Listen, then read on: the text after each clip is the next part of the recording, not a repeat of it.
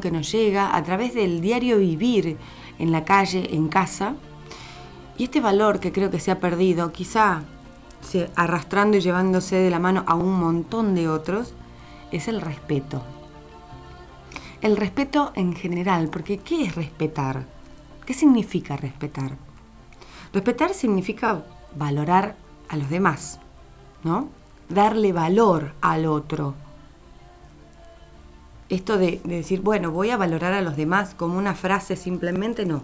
Valorar al otro, o sea, darle valor.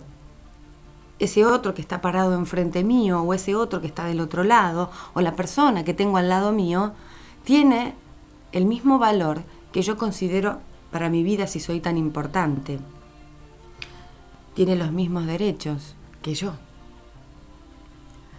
El respeto también significa acatar su autoridad o acatar la autoridad y considerar su dignidad. Y acá creo que es un tema que quizá no es mi terreno entrar en un debate, pero el tema de la autoridad en sí es muy difícil porque toda nuestra sociedad se basa en jerarquías.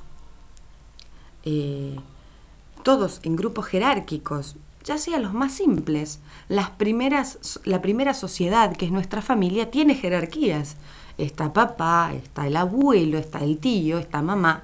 Yo soy el hijo, que quizás soy el que tengo que valorar y tengo que respetar y acatar la autoridad de mis padres. Hoy en día es muy difícil esto, ya sea como padres y también los hijos. Es como que hay una cuestión de resistencia y una constante, más allá de la impertinencia, es como hay como una constante de rebelarse ante la autoridad. Pero a veces sin sentido, porque ya no estamos en una época en la que quizá haya actos represivos. Estamos en democracia y creo que vivimos muy libremente y a veces no le damos valor a esta democracia en la que vivimos. Democracia significa el gobierno de todos, el gobierno del pueblo, o sea, poder tomar las decisiones propias. Y hablamos de la libertad de expresión, hablamos de la libertad de prensa, pero a veces quizá no tenemos en cuenta que lo que hay que buscar, como siempre hablamos nosotros aquí en este espacio vital, es el equilibrio.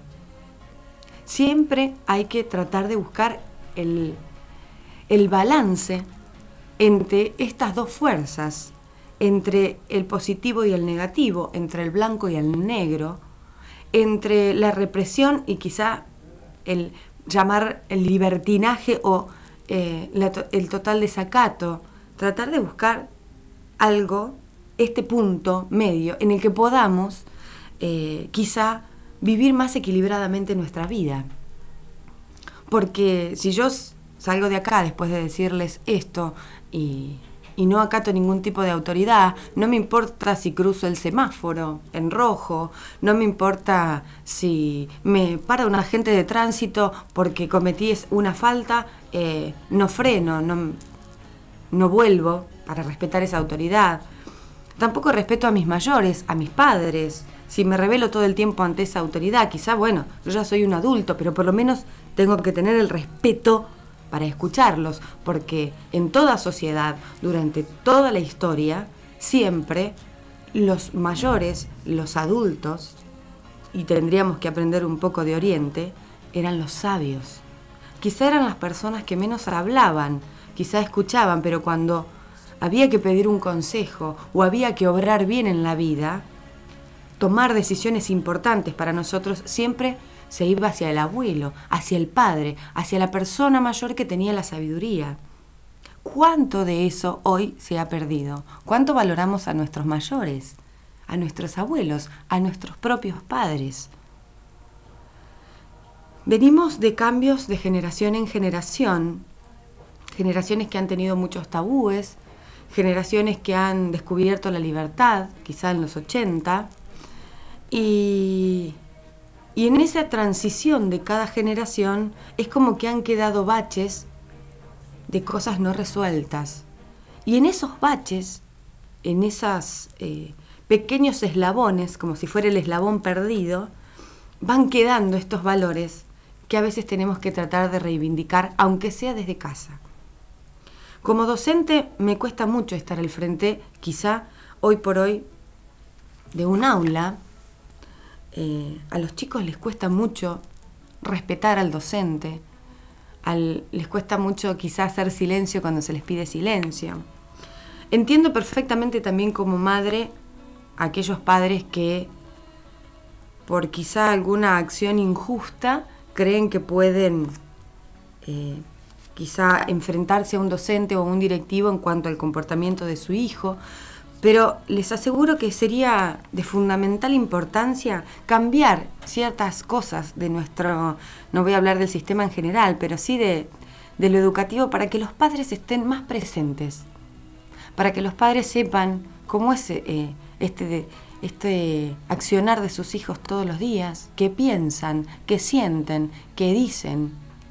Porque yo creo muchas veces que de la forma en que tratan a los docentes o que ignoran, no creo que sea esa la forma que tratan en casa. Y si así es su vida en casa, yo creo que entonces en casa hay que reflexionar porque hay cosas para cambiar.